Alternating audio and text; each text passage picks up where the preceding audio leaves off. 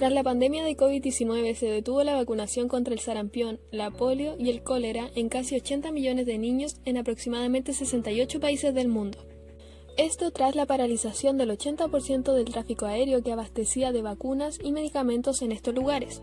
A raíz de esta situación se teme que en África, de donde son la mayoría de los países, las muertes por estas enfermedades superen a las del coronavirus, ya que por muchos años han sido afecciones que han provocado millones de muertes en estos sitios por las precarias condiciones de vida, y con las vacunas se estaba comenzando una protección para los niños. Pero con esta medida todo este avance podría estar en riesgo. Dentro de las enfermedades, en esta situación se encuentra el cólera. Pero, ¿de qué trata? El cólera es una enfermedad causada por la bacteria Vibrio cholerae que produce diarreas incontrolables y en ocasiones también vómito y náuseas. Al ocurrir esto, se produce una pérdida masiva de líquido corporal que deriva en una deshidratación. Posteriormente, la presión arterial disminuye, se producen calambres, cólicos y la temperatura corporal empieza a bajar. Si esto no se trata, la persona puede morir en menos de 24 horas.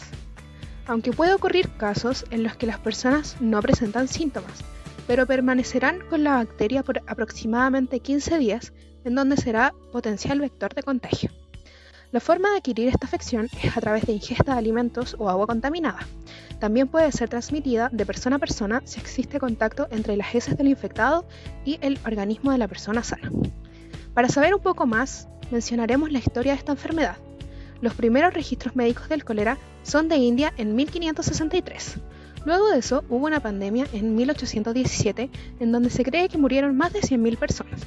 Desde esa fecha hasta 1923 hubieron 6 pandemias más de forma consecutiva y continua. En 1885 se desarrolló la primera vacuna contra el cólera para humanos y años más tarde aparece un nuevo biotipo de cólera llamado el TOR, que provocó un nuevo brote epidémico. A mediados del siglo XX se introduce la eritromicina como tratamiento y 2 décadas después aparece la terapia de rehidratación oral. Desde este tiempo a la actualidad, la enfermedad ha logrado disminuir en gran medida mundialmente, gracias al progreso que se ha logrado en diversos países. Según estudios realizados por la OMS, el número total de enfermos por cólera ha logrado disminuir en un 60% por la alta prevención, numerosos controles realizados y los tratamientos descubiertos. Sin embargo, aunque existen estos avances, aún sigue habiendo brotes y miles de muertes anualmente. Y esto se da con más frecuencia en países como Haití, la República Democrática del Congo y Somalia.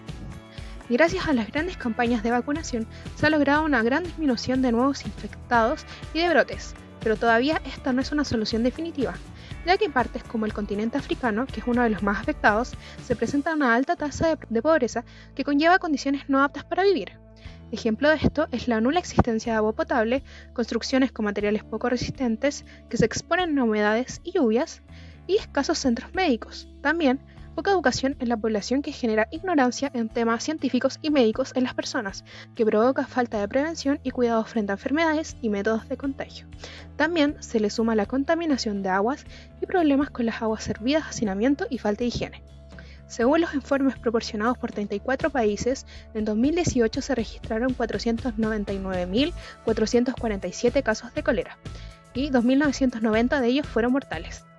Aún sigue habiendo países con brotes activos, como Kenia, que presentó uno entre enero y mayo de 2020, o la posible aparición en Somalia por inundaciones.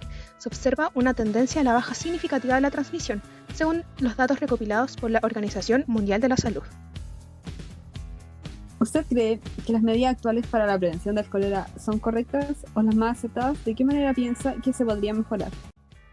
Yo creo que las medidas actuales tomadas contra el cólera, si bien han logrado reducir el total de casos y en muchos países evitar el resurgimiento de esta, todavía se ven casos muy marcados en rebrotes, sobre todo en países tercermundistas como lo son la República Democrática del Congo, Haití, entre otros. Y no porque los métodos tomados hasta ahora sean ineficaces, esto se debe a la baja de recursos médicos invertidos en estos países y la poca sanitización que en general poseen. Esto sin tomar en cuenta la alta pobreza que experimentan estos países, donde el agua potable y los medicamentos son solo para una escasa minoría. Desde mi punto de vista, la mejor manera de acabar finalmente con esta enfermedad es lograr que en el 100% de los recintos haya agua potable. Además de esto, tener un plan drástico por parte de gobiernos y entes de salud pública para educar a la población acerca de los métodos de prevención y cuidado contra esta terrible enfermedad.